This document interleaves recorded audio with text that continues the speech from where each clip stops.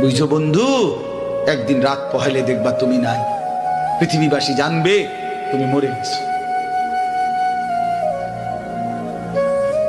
পৃথিবীর তখন আলো ফুটবে, চাঁদও উঠবে, সিএনজিও চলবে, অটোও চলবে, দোকানপাট সবই চলবে। এই পৃথিবীর হই হুল্লুর হুলুস্থুল ব্যস্ততা, ধোকাবাজ এই দুনিয়া, কেউ থামবে না, শুধু তোমারে কবরে পাঠায়। ধোকাবাজ এই দুনিয়া, এই দুনিয়া প্রতারক, এই দুনিয়া কেউ থামে না। সামনের সিএনজি অ্যাক্সিডেন্ট করলো, পিছনের সিএনজি থামে না, ছাড়ি দিয়ে যায় না। সামনের গাড়ি অ্যাক্সিডেন্ট করলে পিছনের গাড়ি থামে না, ছাড়ি দিয়ে যায়।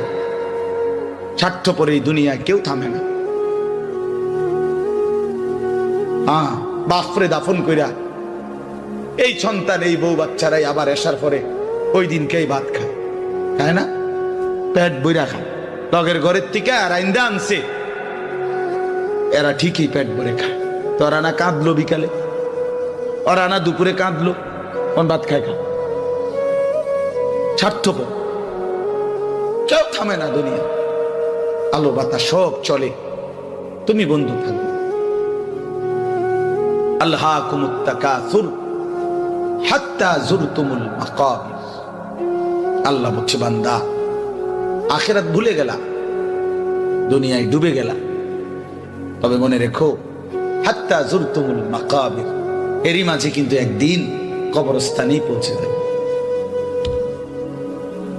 হ্যাঁ, কই পৌঁছে যাইবা? তোমরা কবরস্থান দেখো নাই ভাইয়া? কাল্লা সাউফা তা'লামুন।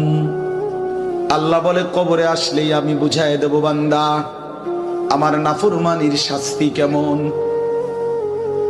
সুম্মা কাল্লা সাউফা তা'লামুন।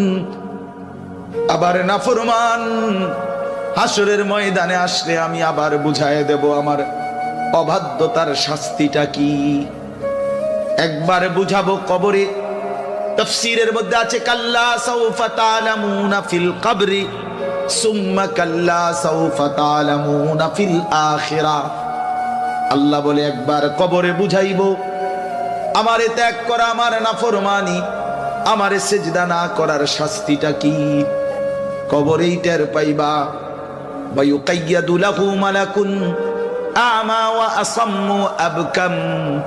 নবী বলেন, নাফরমানের কবরে এমন একজন ফেরেশতা পাঠানো হবে, যেই ফেরেশতা অন্ধ, বোবা, বধির, চোখেও দেখে না, কানে